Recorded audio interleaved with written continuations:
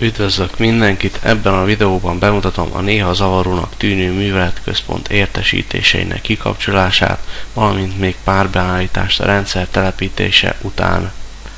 Nyissuk meg a Start menüt és válasszuk ki a vezérlőpultot. Kattintsunk a rendszer és biztonság menüpontra, majd utána válasszuk ki a műveletközpontot.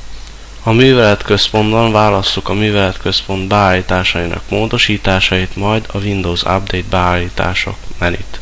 A Windows Update beállításokban nyissuk le a legördülő listát, majd válasszuk ki a soha ne keresse a frissítéseket beállítást. Hogy aktiválódjon a beállítás, nyomjuk meg az OK gombot. Ezután kattintsunk a problémajelentési beállításokra, itt válasszuk ki a soha ne keressen megoldásokat, majd a beállításunk jóváhagyása érdekében ismételten kattintsunk az OK gombra. A műveletközpont beállításainak módosítása következik, a checkboxokat kell inaktivizálni, majd újra az OK gombot megnyomni. Ezek után már csak egy beállítás maradt, a felhasználói fiókok felügyelete beállításainak módosítása, itt pedig a csúszkát kell csak lejjebb húzni, és már készen is vagyunk.